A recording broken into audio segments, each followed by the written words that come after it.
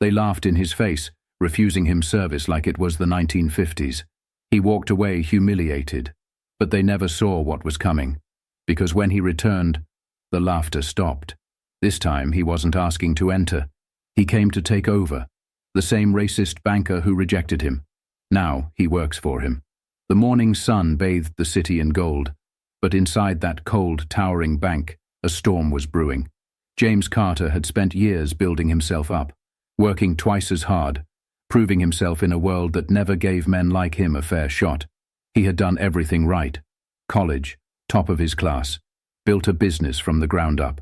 And now he stood at the doors of Hanover First Bank, dressed in a sharp suit, ready to secure a loan to expand his company. He took a deep breath. This was supposed to be a good day. But the moment he stepped inside, the atmosphere shifted. A receptionist, blonde, early 40s, barely glanced at him before her smile flattened. The security guard, stationed near the entrance, stiffened. And then, there was him, the branch manager, a man in his 50s, with slicked back hair, a suit that screamed wealth, and a smirk that oozed arrogance. James had dealt with this 1,000 times before, but nothing could have prepared him for what happened next. The manager, Mr. Collins, didn't even let him get to the counter. He took one look at him, one damn look, and stepped forward, blocking his path. "Can I help you?" The words dripped with fake politeness, but his tone was already condescending. "Yes, I'm here to meet with the loan officer. I have an appointment." James kept his voice level, professional. Collins folded his arms. He didn't even check the system. "There must be some mistake. I don't recall any appointment." James's jaw tightened. He knew what this was. He had called the bank twice. His paperwork was flawless. His credit? Perfect. There was no mistake. Only a decision. "There's no mistake. I spoke with Mr. Turner this morning." A long pause. Then Collins did something that made James's stomach turn. He laughed. Loud, casual, like James was a joke. "Sir, this bank has certain standards. Maybe you should try somewhere else." His voice was smooth, but his eyes were sharp, laced with something ugly. James felt his breath hitch. This wasn't just rejection. It was an insult, a public humiliation. People were watching, some smirking, some avoiding eye contact. The security guard took a step closer. "I'd like you to leave." Collins gestured toward the door, his smirk widening. James felt the heat rising in his chest. He wasn't a fool. He knew what would happen if he pushed back. A scene, a police call, a headline that would paint him as aggressive. So he swallowed his pride. Again, his hands curled into fists, his nails digging into his palms as he turned on his heel and walked out. But as he stepped onto the pavement, humiliation burning through him like fire, a thought took root in his mind. They thought they had shut him out. But what they didn't know, he wasn't coming back as a customer. He was coming back to own everything they thought he couldn't have. The humiliation sat like a burning coal in James's chest, fueling something deeper than anger, a hunger for justice. As he sat in his car, staring at the grand facade of Hanover First Bank, he replayed the moment in his mind. Collins's smug smirk, the security guard stepping closer, the way the room watched him leave like he had no right to be there. James had worked too hard, built too much, and come too far to be treated like that. Not again. Never again. But revenge. No, this wasn't about revenge. Revenge was petty. This was about power. About making sure that no black man, no minority, no hard-working entrepreneur ever faced that kind of humiliation in this bank again. Collins thought he had shut a door. James was about to buy the whole damn building. The plan begins. He didn't drive home that day. Instead, he went straight to his best friend and business partner, Marcus, a sharp, no-nonsense investor who had built his fortune in commercial real estate. Marcus leaned back in his chair, rubbing his beard as James told him everything. "They laughed in my face, man. Treated me like trash." Marcus shook his head, his jaw tightening. "Same old story. Different day. So what's the move?" James exhaled slowly, his fingers tapping against the desk. The rage had settled. Now there was only cold calculation. "I'm going to buy them out." Marcus's eyebrows shot up. Then he grinned. "You're serious?" "Damn right I'm serious." James leaned forward. I already have a profitable company. My assets are strong, but I need more. We need to build a strategy, find out who actually owns the bank, who the shareholders are, and what it'll take to get majority control. Marcus whistled low. That's a tall order. You're talking millions. I know, James nodded. But I also know this. Banks aren't invincible. If you know how they work, you can turn the game against them. Marcus chuckled, shaking his head. Man, I love it. All right, let's get to work. Breaking down the system. James spent the next 2 months buried in research. Step 1. Follow the money. Hanover. First Bank wasn't just owned by one person. It was controlled by a board of shareholders, investors who cared more about profits than anything else. If James could buy out enough shares, he could gain influence. Step 2. Disrupt their market. James's company was already doing well, but he expanded aggressively, partnering with real estate developers, creating strategic alliances, and making sure his name carried weight in financial circles. Step 3. Find their weakness. Hanover. First was struggling behind closed doors. Their loan approval rates were low, their public reputation wasn't great, and James discovered something crucial. Their biggest investors were getting nervous. The opportunity came faster than expected. A major shareholder, one of the bank's biggest investors, was looking to sell his shares after a series of bad investments. James and Marcus pounced. They made a silent bid, buying up every available share before Collins or the board even knew what was happening. And then, just like that, James Carter became the bank's largest shareholder. The next move? Walking back through those doors, not as a customer, but as their new boss. James Carter had been waiting for this moment. 2 months ago, they laughed in his face. Now he was about to walk back through those same doors, owning the very place that rejected him.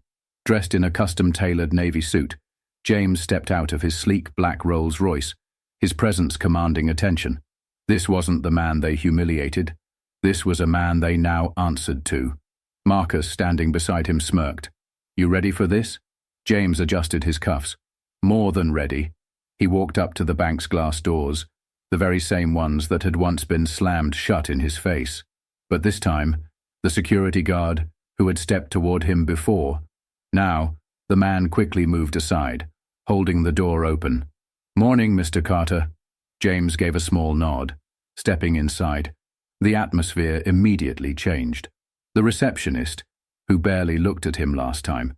Now she stood up so fast, she nearly knocked over her coffee. The employees, once so comfortable whispering and snickering, now watched him in stunned silence. And then, there was Collins, sitting in his glass-walled office, reviewing papers, clueless to what was about to happen. James walked straight toward him. Collins glanced up, his brows furrowing as recognition dawned. Then, as if a switch flipped, his face hardened into a familiar smirk. You again? He leaned back in his chair, unimpressed. Sir, I don't know how many times I have to tell you. James smiled, a slow, deliberate smile. Then he placed a thick stack of documents onto Collins's desk. I'm not here for a loan. Collins glanced at the papers, then back at James. And what exactly is this? James leaned forward. That, Mr. Collins, is the paperwork showing that I now own 51% of Hanover First Bank. Silence. The color drained from Collins's face. You, what? His voice was barely above a whisper. I bought out your biggest investors. James's tone was calm, but there was a sharp edge to it. I own the controlling stake now, which means... He straightened up. You work for me. Collins stared at him, his mouth slightly open, his smirk completely wiped away. James let the silence stretch. Then, he leaned in slightly. Not so funny now, is it? Collins sat frozen in his chair. His mouth opened, but no words came out. The same man he had laughed at, dismissed like he was nothing, was now his boss. The silence stretched. James leaned back, arms crossed, letting Collins sit in his own failure. Something wrong, Mr. Collins? His voice was calm, but there was an undeniable sharpness beneath it. Collins swallowed hard, his face still pale. Then, he did what men like him always do. He tried to take control back. This must be some mistake, he stammered, forcing a chuckle. You can't just walk in here and... James slid a second document across the desk. That's my official letter appointing a new regional manager. He smiled coldly. And since I have full control over executive hiring, that means you're no longer needed here. Collins's face snapped up in panic. Wait, you can't fire me. I've worked here for over 20 years. I built this bank. James tilted his head, his expression unmoved. And yet, 2 months ago, you told me people like me didn't belong here. He folded his hands. So tell me, Mr. Collins, what exactly did you build? Collins' breathing turned shallow. Please, we can work something out. James let the words hang in the air. Begging. That was new. No, Mr. Collins, he said finally. We can't. He picked up the phone on the desk and pressed a button. Security, please escort Mr. Collins out of the building. The moment security entered, Collins lost it. This is a mistake. I made this bank what it is. You can't do this to me, he shouted, his voice shrill and desperate. James didn't blink. Actually, I can. 2 guards grabbed Collins by the arms. He struggled, but it was useless. Employees watched in shock, some whispering, others looking relieved. Collins had been a tyrant for years, and now, his reign was over. As he was dragged toward the door, James called out, "Oh, and one more thing, Collins." Collins stopped, eyes burning with rage. James smiled, not with cruelty, but with justice. Now you're the one who doesn't belong here. And with that, Collins was thrown out. The echoes of Collins' screams faded as the glass doors of Hanover First Bank slammed shut behind him. Inside, the employees stood frozen, their eyes darting between James and the spot where their former boss had just been dragged out like yesterday's trash. The silence was thick. Some looked nervous, some looked relieved, and some, like the receptionist who had barely looked at James last time, looked downright terrified. James took a slow breath and turned toward the room. Now that the old management is gone, he said, his voice steady but firm, let's talk about how things are going to change around here. A new kind of leadership. James didn't waste time. The first thing he did? Call a mandatory staff meeting. The employees filed into the conference room, some still in shock. This wasn't the bank they had walked into this morning. James stood at the head of the table, his hands resting on the polished wood. His presence alone commanded respect. First things first. If you're worried that I'm here to fire everyone, I'm not. His tone was sharp. But if you think I'll tolerate discrimination, disrespect, or corruption, you should leave now. A few uneasy glances were exchanged. No one moved. Good. James leaned forward slightly. This bank has been running like an exclusive club, turning away people who didn't fit the image. That stops today. He turned his gaze to the receptionist, the same woman who had ignored him that day. I remember you, he said simply. She swallowed hard. Next time someone walks in, no matter what they look like, you treat them with the same respect you'd give anyone else. Do you understand? Yes, Mr. Carter, she stammered, her face flushing red. James nodded. I want this bank to actually serve the community. That means fair loan approvals, better customer service, and an end to the outdated practices that have been holding this place back. The employees glanced at each other. Some looked hopeful, others uncertain. But one thing was clear. Things were changing. Fixing the system. Over the next few weeks, James dug into the bank's records. And what he found? Discrimination ran deep. Loan applications from black and minority business owners were being denied at double the rate of white applicants. Employees were being pushed to prioritize wealthier clients over hard-working, everyday people. Collins had even rejected qualified home buyers simply because they didn't fit the neighborhood. James wasn't just going to fire one man, he was going to burn down the entire corrupt system. So he did. He retrained the loan officers, ensuring fair lending policies were actually followed. He created community outreach programs, making sure black entrepreneurs and first-time homeowners had access to financial literacy and funding. He partnered with local businesses and schools, bringing the bank back to the people it was supposed to serve. And one final change. James renamed the bank Collins Legacy. Erased. This was no longer Hanover First Bank. This was Carter Community Bank, a bank for everyone. The name Carter Community Bank went up on the building within weeks. It wasn't just a name change. It was a statement. James had torn down the old system, and now the world was taking notice. The media firestorm.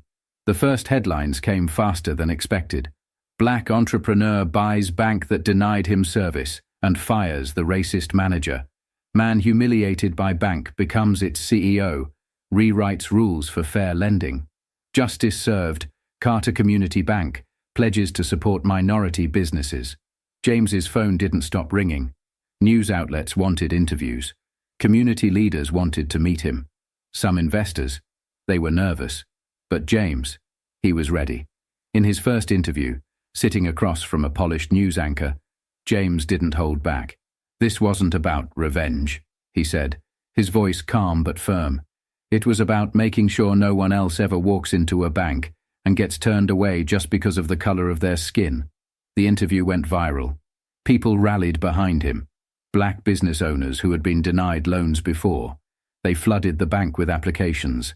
Customers who had been ignored under Collins's leadership. They came back, eager to support the change. Even employees who had felt trapped under Collins' rule breathed a sigh of relief. But not everyone was happy. The backlash begins. James expected it. When a black man wins, there's always pushback. Old investors whispered about him changing too much. Former customers, the same ones Collins had favored, threatened to take their money elsewhere. And Collins, oh, he wasn't done yet. One morning, as James walked into his office, Marcus tossed a crumpled newspaper onto his desk. Carter Community Bank is making a big mistake, the op-ed read, written by none other than Collins himself. James skimmed the article, a smirk forming as he read Collins' pathetic attempts to discredit him. This bank was built on tradition, Collins wrote, and now it's being turned into a social experiment. Customers don't want activism, they want stability. And I predict this so-called revolution won't last long. James set the paper down, unfazed. Looks like someone's still mad, Marcus muttered. James leaned back in his chair, tapping his fingers against the desk. Let them talk, he said, a slow grin forming. We're just getting started. The bank's first big move days. Later, James made an announcement that shook the entire financial world. He launched the Carter Fund, a $10 million initiative dedicated to helping minority-owned businesses get access to fair loans. No predatory interest rates, no hidden obstacles, just real opportunities. And guess what? Within a month, the bank's profits skyrocketed. Because when you actually invest in people, they invest in you. Collins thought he could tear James down with his little op-ed. He was wrong. James didn't just prove him wrong, he crushed him. With the Carter Fund booming and the bank's profits climbing, James had something Collins never had, the full support of the community. Customers flocked to Carter Community Bank. Businesses trusted him. Even big-time investors, the ones who had doubted him at first, started calling. But James wasn't done yet. There was one last thing he needed to do, a surprise invitation. One afternoon, James's assistant knocked on his office door. Mr. Carter, there's a man here asking to see you. James barely looked up from his desk. Who? She hesitated. Collins. James's fingers froze over his laptop. Collins. Here. For a long moment he just sat there, letting the name sink in. Then a slow smirk crept across his face. Send him in. A few minutes later, Collins walked in. But he didn't walk in like the arrogant man James had met 2 months ago. Number Collins looked different now. The once immaculate suit, slightly wrinkled. The slicked back hair, a little thinner. The smirk, completely gone. Collins stood in front of James's desk, clearing his throat. James, he started. James raised an eyebrow. Oh, so now it's James and not, Sir, you don't belong here. Collins's jaw tightened, but he swallowed his pride. Look, I won't waste your time, he said. I need a job. James leaned back in his chair. Oh, this was rich. A job? He repeated, feigning confusion. I thought you built this bank. Thought you didn't need people like me running things? Collins looked away. I made mistakes. James just watched him. Watched the man who had laughed in his face now stand there, desperate. Let me guess, James said after a pause. No one else will hire you? Colin's silence was his answer. The same banking world that once protected him had turned its back on him. And James. James had the power now. He could have humiliated him. He could have thrown him out. But instead he smiled.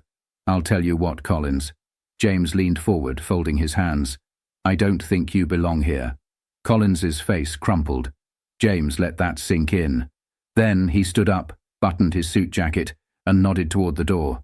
Security will show you out. Collins opened his mouth, but no words came. Just like that, the man who had once held all the power had none. James stood at his office window, watching Collins disappear through the glass doors for the last time. No shouting, no threats, no more power plays, just silence. It was over. Collins was nothing but a bad memory now.